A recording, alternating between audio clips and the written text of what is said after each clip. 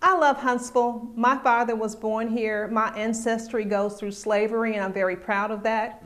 We moved here from Michigan when I was in the first grade. My grandmother was my first teacher, and she lived with us because it was so racist here. Historically in Alabama, it was against the law to read, write, vote, marry, or own property, and those were legal restrictions. I came into real estate in the 80s, and it was still a big adjustment for a black female. I'm a retired engineer, so there was a lot of people who told me what I could or could not do, but the intestinal fortitude, because nobody has permission to tell you what you can or cannot do. You have the birthright to succeed. So we flourished for over 30 years. My daughter, Alex Brazelton Boyd, is running the second generation with excellence, and we're very honored to be part of this community. What do you think about the explosion in population here since, I guess, the 70s on to today?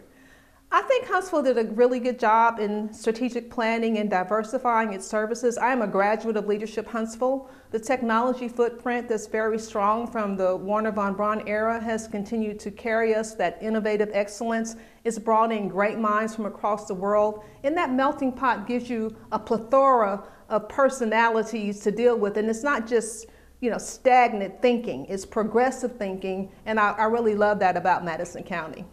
Now, you're an author of several books. It's one thing to be there to handle transactions of real estate purchases, but you also spread knowledge to make that person knowledgeable about pursuing real estate, even handling their finances. Tell us about that. So real estate is your largest lifestyle and lifetime investment. And when I realized that because this is Alabama, there's a lot of air property that we lose generational wealth.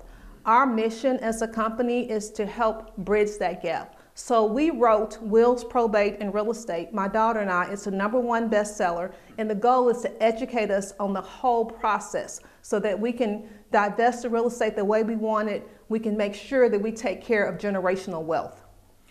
Is the average person, and this is not throwing you a curveball, but is the average person priced out of purchasing real estate, or is there a chance for most people who are working to get some sort of property? That's a very powerful question. I've seen a very strong shift in that. And what keeps me up at night is that we're turning into rental nation.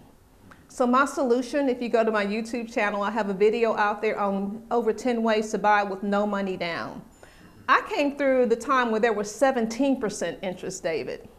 17% interest. So yes, there is a way to do it. It just may not be the traditional route. I teach a class on online auction real estate as well, because a lot of those bargains are on technology platforms. We just have to be educated on how to do it differently, but we must be driven by that desire to own land and property because we owe that respect to our ancestors.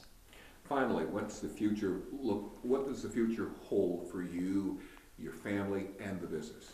We're very excited. My daughter, like I said, has been running the second generation. That allows me to do a lot more business consulting, teach real estate investment, business planning, work with our Black Chamber, and just participating in other community initiatives that's going to help lift our mindset as we purpose intentionally to pursue generational wealth.